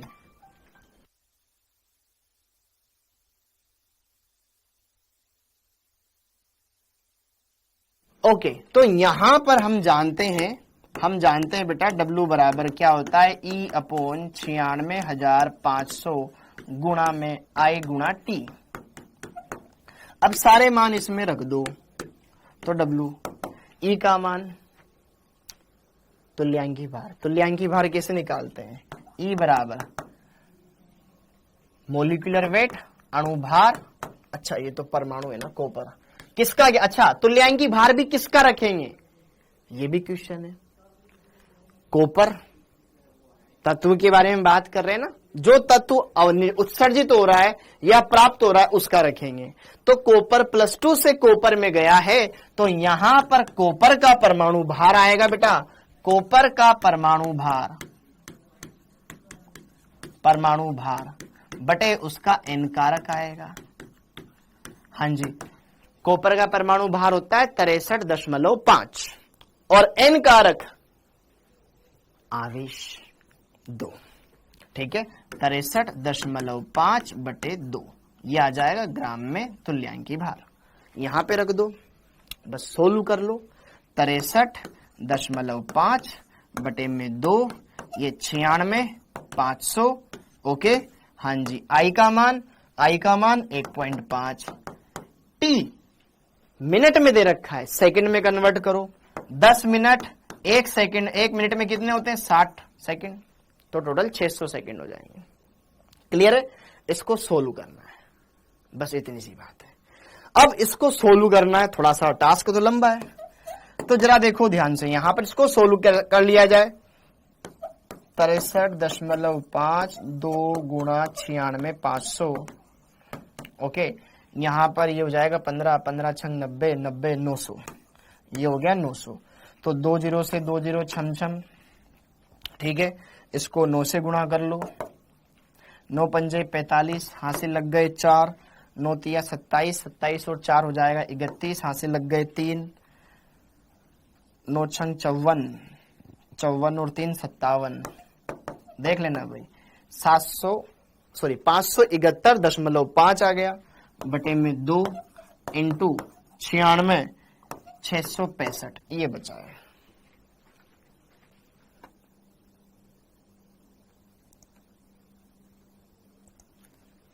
हाँ, देख पा रहे हैं आप?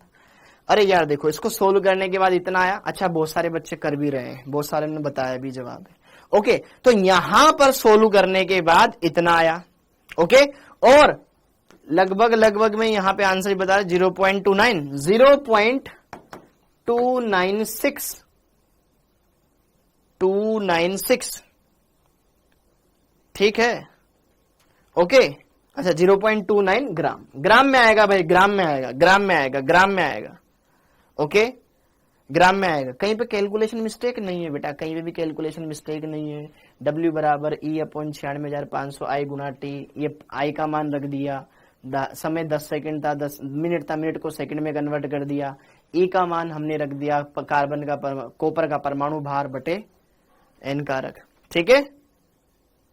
हाँ जी, पॉइंट ये लगा रखा ना भाई, पॉइंट ये लगा रखा, ये पॉइंट लगा रखा, ये पॉइंट लगा रखा। ओके, कॉपर +2 कैसे, यही तो मैंने तुमको बोला था। कॉपर सल्फेट के विलयन में क्या होता है, कॉपर +2 आयन होता है, वही तो जाके अपचयित होता है बेटा, हाँ या ना।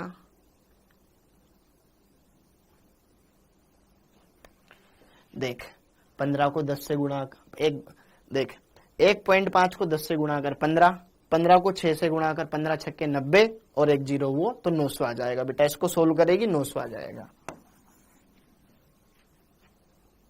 ठीक है। ओके, अब अगला क्वेश्चन, अब अगला क्वेश्चन, अब अगला क्वेश्चन। हाँ जी, ये वाला क्वेश्चन देखो, इस क्वेश्चन को देखो ध्यान से। अभिक्रिया दिमाग में होनी चाहिए, ठीक है, इसीलिए आपको इतनी प्रैक्टिस करवाई गई है। 100 एम्पियर धारा आई पता चल गई, ये आई आ गई हमारे पास। गलित सोडियम क्लोराइड से 5 घंटे, मतलब ये टाइम आ गया, ये हमारे पास टाइम आ गया।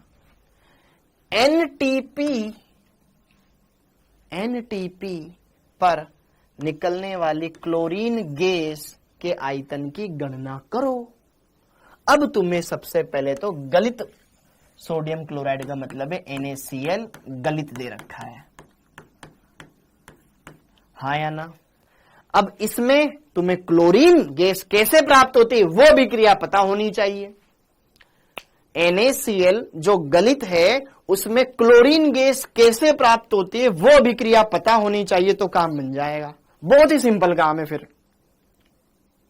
समझ में आया। तो जरा देखो ध्यान से, यहां पर हमने अगर बात करें NaCl की, तो NaCl टूट करके क्या देगा, Na+ देगा, Cl- देगा।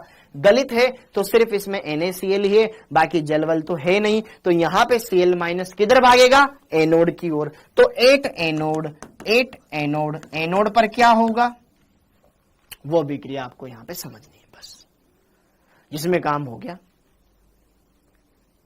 क्लियर है। ओके, तो यहां पे जरा देखो ध्यान से, Cl- किसमें कन्वर्ट होता था, एनोड पर होता था ऑक्सीकरण, इलेक्ट्रॉन निकाले जाते थे। एक क्लोरीन के ऊपर एक एक्स्ट्रा इलेक्ट्रॉन है, तो यहां पर अगर हम 2 क्लोरीन ले दें तो 2 इलेक्ट्रॉन निकल जाएंगे ताकि Cl2 गैस उत्सर्जित हो सके। क्या ये अभिक्रिया आपको याद है क्या? तो आपको पता चल जाएगा कि यार अगर हम Cl2 गैस को प्राप्त करना चाहते हैं तो हमें 2 इलेक्ट्रॉन त्यागने पड़ रहे हैं। नॉर्मल सी बात कही जाए, अगर मोल में समझा जाए तो इसका अगर 1 मोल प्राप्त करना है तो मेरे को 2 मोल इलेक्ट्रॉन चाहिए। क्या मेरी बात समझ में आ रही है? मतलब 2 मोल इलेक्ट्रॉन 1 मोल Cl2 उत्पन्न कर रहे हैं। समझ में आ रही है बातें? सारी बातें एकदम अच्छे से क्लियर करनी है, हर एक बात को अच्छे से समझना है। कहीं कोई दिक्कत है आप बेझिझक बोलिएगा, कोई दिक्कत नहीं है। अच्छे से आपको सारी बातें क्लियर करवाई जाएगी। सबसे पहले तो हमने यहां देख लिया कि इस अभिक्रिया में मेरे को क्लोरीन का 1 मोल बनाने के लिए 2 मोल यहां पर इलेक्ट्रॉन चाहिए, मतलब आवेश चाहिए। क्लियर हो गया? ओके, आपको क्या ज्ञात करना है? यहां पर क्लोरीन का आयतन ज्ञात करना है। एनटीपी पर प्राप्त क्लोरीन गैस का आयतन। अब जैसे कि अगर हम बात करें, यहां पर देखो हमारे को चाहिए 2 मोल इलेक्ट्रॉन। अब जरा देखो ध्यान से, 2 मोल इलेक्ट्रॉन का मतलब 2 फेराडे, ठीक है। तो अभिक्रिया अनुसार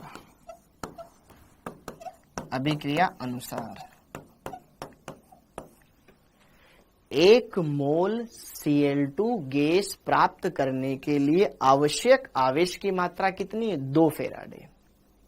या फिर मैं ये बोलूं कि 2 फेराडे आवेश से हमें 1 मोल क्या प्राप्त होती है बेटा? क्लोरीन प्राप्त होती है। हाँ या ना? चूंकि अभिक्रिया के अनुसार क्या दिखाई दे रहा है कि 2 फेराडे आवेश से प्राप्त क्लोरीन Cl2 के मोल कितने? 1। हाँ या ना? 2 फेराडे को हम क्या ऐसे भी लिख सकते हैं कि यार 2 गुणा 96,500 कुलाम आवेश। इतना कुलाम आवेश से मेरे को Cl2 का 1 मोल मिल रहा है। हाँ या ना? ध्यान से देखना, बहुत ही सारी चीजें बहुत सिंपल है बेटा, बस आपको चीजों पे निगाह बना के रखनी है। मैंने इस अभिक्रिया को देखा, इस अभिक्रिया को देख करके पता चला कि 2 मोल इलेक्ट्रॉन निकल रहे हैं, मतलब 2 फेराडे आवेश इसमें इस्तेमाल हो रहा है। 2 फेराडे का मतलब 2 फेराडे 1 मोल Cl2 दे रहे हैं। 2 फेराडे आवेश से प्राप्त Cl2 के मोल 1 मोल, अर्थात इतने सारे कुलाम आवेश से प्राप्त 1 मोल। तो मैं क्या कर लूंगा, मेरे को यहां पे पता चल गया कि भाई इतने कुलाम आवेश मिलकर के 1 मोल दे रहा है। मेरे इतने सारे कुलाम लग रहे हैं जिससे मेरे को 1 मोल मिल रहा है। टोटल आपके विलियन में कितना कुलाम आवेश दौड़ रहा है, बस वो पता कर लो। I गुणा T, आपको प्रवाहित आवेश पता चल गया। फिर यहां पे आप रख करके उसको सोल्व करेंगे। पहले लेवल पे इतनी बात समझ में आई। मैंने अभिक्रिया को देखा, उसमें देखा कि Cl2 के 1 मोल को प्राप्त करने के लिए मेरा कितना आवेश चाहिए, कितना कुलाम आवेश मेरे को चाहिए, वो हमने देखा। ठीक है, और अभिक्रिया में कितना आवेश प्रवाहित हो रहा है वो कैसे ज्ञात कर लूंगा मैं? I गुणा T की मदद से मेरे पास प्रवाहित आवेश आ गया। तो अब मेरे को उस हिसाब से उसके मोल पता चल जाएंगे कि नहीं चल जाएंगे। इतनी बात क्लियर हो गई। तो यहां पे अभिक्रिया के अनुसार मैंने देखा कि यार इतने कुलाम आवेश मिलकर के 1 मोल मेरे को क्लोरीन गैस दे रहे हैं। ठीक है, इसलिए 1 कुलाम आवेश द्वारा प्राप्त Cl2 के मोल कितने आ गए? 1 बटे में आ जाएंगे सारे के सारे, 1/2 गुणा 96,500 मोल Cl2 के हमें प्राप्त हो गए। इससे ये कैसे लिखा, ये समझ में आ गया? ओके, अगर आप दोबारा से इसको देखोगे सब कुछ समझ में आएगा एकदम मक्खन। अब अगली कहानी। हाँ जी, तो हमें यह पता चल गया कि भैया 1 कुलाम आवेश से Cl2 के इतने मोल प्राप्त होंगे। तो परिपथ में प्रवाहित आवेश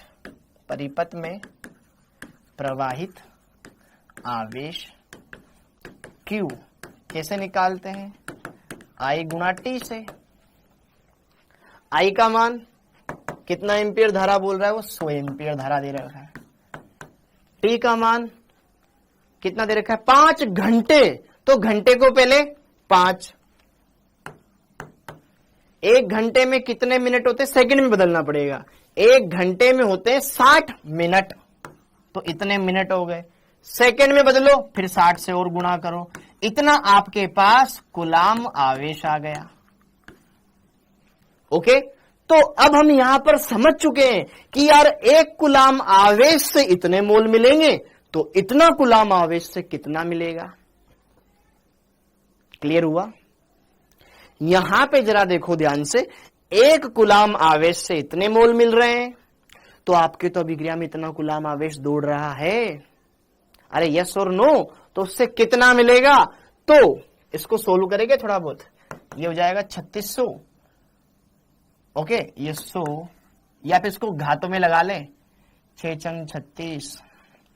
चलो सोल्व कर लेते हैं यहां पर। ओके, 36 गुणा 5, 5 छंग 30, हाथ से लग जाएगा 3, 180। ओके, जरा देखो ध्यान से, मैं इसको बेटा थोड़ा डायरेक्ट लिख दूं क्या?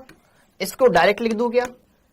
इन दोनों का संख्या संख्या गुणा हो गया 180, 6 से 6 को गुणा किया 36, 36 को फिर 5 से गुणा किया 180। अब जितने भी जीरो बच रहे थे, 2 जीरो ये, 1 जीरो ये, 1 जीरो ये, 10 की घात 4, या इसको एक स्टेप और 18 गुणा 10 की घात 5 गुलाम कर दिया मैंने। क्या पता कट पट जाए। तो 18 गुणा 10 की घात 5 गुलाम आवेश द्वारा प्राप्त Cl2 के मोल कितने हो गए? 1/2 गुणा 96,500, ये तो 1 गुलाम आवेश के द्वारा, तो इतने से इंटू 18 इंटू 10 की घात 5 से गुणा कर दो, इतने मोल आ गए। लेकिन हमें किस पे पूछ रहा है? एसटीपी पे पूछ रहा है, एनटीपी पे पूछ रहा है, सॉरी एनटीपी पे पूछ रहा है। तो हमने इतना कैलकुलेशन करके, थोड़ा सा मैंने बोला था क्वेश्चन में थोड़ी सी कैलकुलेशन आएगी, तो यहां पे जरा देखो ध्यान से, Cl2 के इतने मोल प्राप्त हो गए। तो हमें पता है ना 1 मोल का आयतन कितना होता है? 22.4 लीटर। तो ये जितने ही मोल है उसको 22.4 से और गुणा करेंगे तब आंसर आएगा। ठीक है, ये मोल आ गए। तो एनटीपी पर प्राप्त Cl2 गैस का आयतन, गैस का आयतन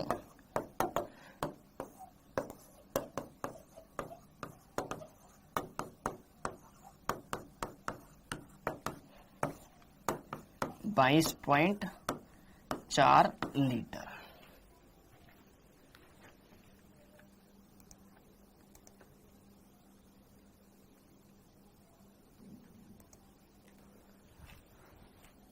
हाँ या ना? क्लियर हुआ? अरे बोलो बोलो।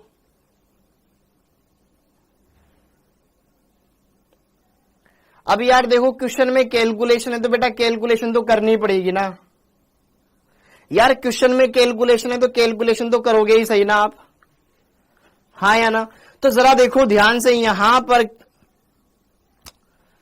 बेटा देख ध्यान से, यहां पर आपको एक एक चीज में बताता हूं। पहली बात तो आपको इस क्वेश्चन पर देखते हैं ये वाली अभिक्रिया याद आनी चाहिए कि क्लोरीन गैस Cl- से इस तरीके से प्राप्त होती है। क्लोरीन गैस में सब सारी बातें आपकी मान रहा हूं। मैंने आपको स्टार्टिंग में बोला था थोड़ा सा क्वेश्चन डिफिकल्ट होएगा, पहले ही बोल दिया था मैंने शुरुआत में। यहां पे जरा देखो ध्यान से, क्लोरीन गैस आपको प्राप्त करनी है, तो इससे क्लोरीन गैस हमने प्राप्त करी। तो यहां पर हमारे 1 मोल क्लोरीन, इसका गुणांक कितना? 1। तो यहां पर 2 मोल इलेक्ट्रॉन उत्सर्जित हो रहे हैं, मतलब 2 फेराडे आवेश यहां पर प्राप्त हो रहा है। तो मतलब 2 फेराडे का मतलब है, मतलब 2 फेराडे आवेश प्राप्त करने से प्राप्त Cl2 के मोल कितने आ रहे हैं? 1 मोल आ रहा है। तो यहां पर 2 फेराडे का मतलब हो गया 2 गुणा 96,500 कुलाम। ओके, तो इतने सारे कुलाम से 1 मोल मिल रही है, तो 1 कुलाम से इतनी मिल गई। अभिक्रिया में कितना आवेश प्रवाहित हो रहा है? परिपथ में प्रवाहित आवेश Q गुणा T, धारा गुणा समय। समय दे रखा था 5 घंटे, तो घंटे को पहले सेकंड में, मिनट में कन्वर्ट करा, फिर मिनट को सेकंड में कन्वर्ट करा, सोल्व करके इतना लिख दिया। ठीक, ओके। और फिर हमने देख लिया कि यार इतना कुलाम अगर आवेश प्रवाहित किया जाए तो कितने मोल मिलेंगे? तो भाई वो इतने मोल मिलेंगे। हमसे पूछ रहा है एनटीपी पर आयतन, तो एनटीपी पर 1 मोल का आयतन होता है 22.4, तो जितने ही मोल मिले उसको 22.4 से गुणा कर देंगे। 208.9 लीटर कहां से? अब इतनी बात हो गई, अब इसको थोड़ा सा सोल्व करना पड़ेगा। जैसे कि अगर मैं यहां पे देखूं, 2 से इसको काट दोगे 9 बार, कैलकुलेशन तो है भाई, इसमें कैलकुलेशन तो है, मैंने आपको पहले ही बोला था। थोड़ा सा मामला कैलकुलेशन की ओर जाता ही जाता है। हाँ जी, अब 1 मिनट।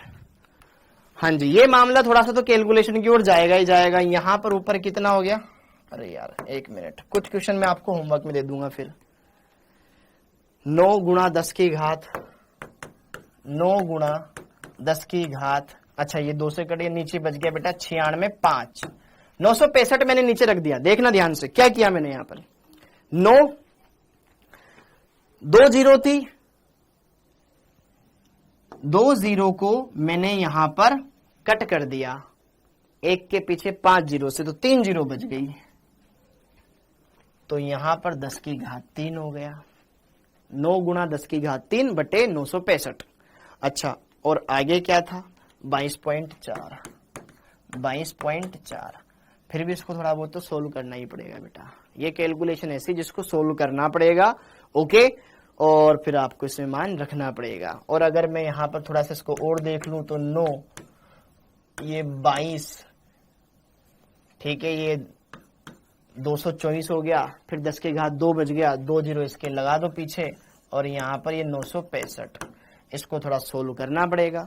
9 का भाग लगाओ 965 में कितनी बार जा रहा है, फिर जो भी राशि आएगी उसको यहां पर सोल्व करके देखना पड़ेगा। क्लियर है मामला?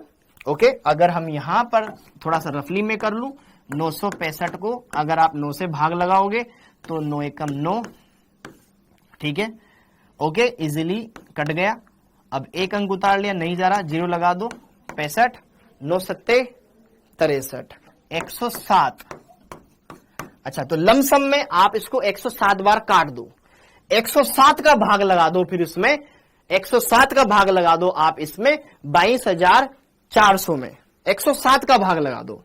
अगर आप इसको 107 के लगभग मान लो भाई, दो आपके शेषफल आ भी रहे हैं तो लगभग में 107 मान लो और भाग लगा दो, फिर आपके पास आसपास वैल्यू आ जाएगी। ओके, और जैसा बच्चे बता रहे हैं लगभग से इसका मान 208 लीटर के आसपास आ रहा है, लगभग, मैं नहीं बोल रहा हूं, बच्चे बोल रहे हैं लगभग। तो उस हिसाब से यहां पर इसका आंसर अपन निकाल देंगे कि भाई अगर मैं इसको इससे काटूं तो 107, फिर भाग लगाओ, फिर आपके पास आंसर आ जाएगा। ये क्लियर हो गया? हाँ जी। अब जरा देखो ये वाला क्वेश्चन आपके लिए होमवर्क है, थोड़ा सा रिस्की है होमवर्क में देना इसको, क्योंकि पहले समझाना पड़ेगा। एक धातु की सतह 80 सेंटीमीटर स्क्वायर है, मतलब उसका क्षेत्रफल दे रखा है, धातु का क्षेत्रफल दे रखा है, जिस पर 5 माइक्रोमीटर मोटाई की एजी की परत चढ़ानी है, उसके ऊपर लेपन करना है एजी का। तो जरा देखो ये क्षेत्रफल और ये उसकी मोटाई दोनों को गुणा कर देंगे तो आयतन आ जाएगा हमारे पास। थोड़ा सा रिस्की है, इसको मैं ही करवाऊंगा, है ना? ओके, आप ट्राई करना। तो आपको ये बोला गया है एजी की परत चढ़ानी है, AgNO3 विलयन में 2 एम्पियर की धारा प्रवाहित करनी है, कितने समय तक, ताकि इस पर 5 माइक्रोमीटर मोटाई की परत चढ़ जाए। आपको टाइम बताना है, यहां पर आपको यहां पर टाइम बताना है। ओके, तो जरा देखो ध्यान से, सबसे पहले तो आपको ये घनत्व दे रखा है, इसका क्या करोगे, घनत्व बराबर होता है द्रव्यमान बटे आयतन, द्रव्यमान बटे आयतन। तो आपको द्रव्यमान घनत्व दे रखा है, आयतन कैसे निकालोगे, आयतन होता है अनुप्रस्थ काट क्षेत्रफल इनटू उसकी लंबाई।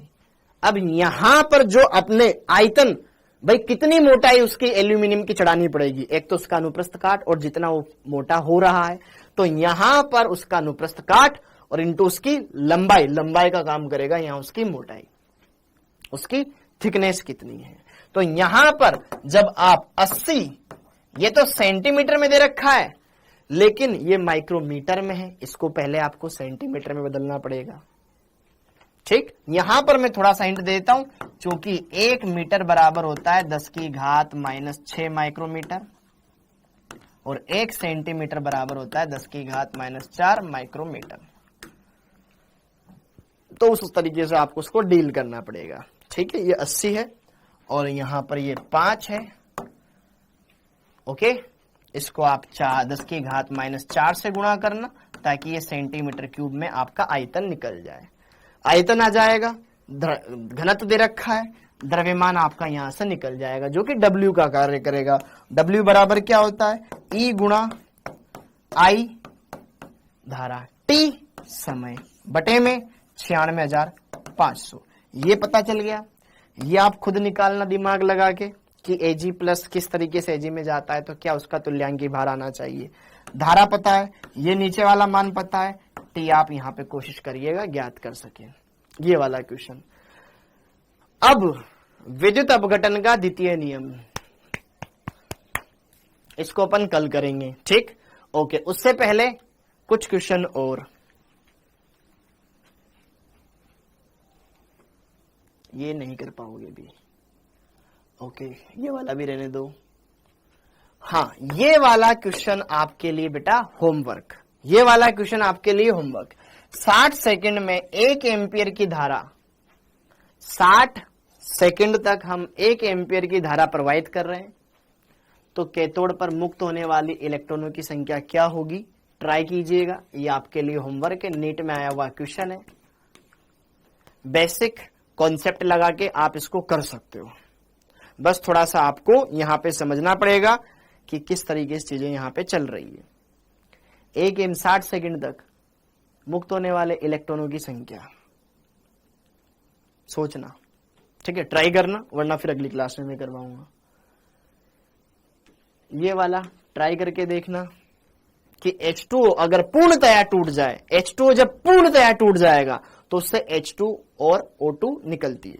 जब कोई H2 पूर्णतया टूटता है बेटा, तो पूर्णतया टूटने का मतलब है कि वो H2 में और O2 में टूट गया। बस इसको बैलेंस वगैरह करना, किस तरीके से ये होगी उसको समझना और करना, ट्राई करना।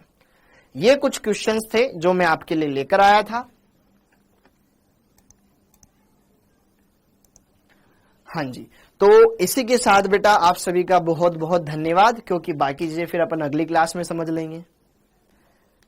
ओके, और इस संडे को बेटा मैं आपकी एक्स्ट्रा क्लास लूंगा, क्योंकि उस क्लास में अपन इस चैप्टर को कंप्लीट कर लेंगे। हाँ जी, क्लियर है? ओके, आकांक्षा जी, बेटा मैं समझा ही तो रहा हूं अच्छे से आपको, क्या क्लियर हो गया? हाँ, ठीक है मामला। क्वेश्चन सोल्व करवा दीजिए बेटा। ये क्वेश्चन आप घर पे करना, मैं कल करवा दूंगा इनको, क्योंकि अपने पास अब टाइम नहीं है, अपने पास टाइम नहीं है अब। ओके, 1 घंटा कब निकल जाता है पता ही नहीं चलता है, 1.5 घंटा। ठीक है, ओके गजेंद्र। और संडे को अपन ना इस चैप्टर को खत्म कर लेंगे तो अपने लिए भी बढ़िया रहेगा, वरना 1 दिन और एक्स्ट्रा जाएगा। तो अपन चाहेंगे इसको 1 दिन पहले खत्म कर ले संडे को, तो ज्यादा बढ़िया रहेगा। ओके, थैंक यू, जय हिंद।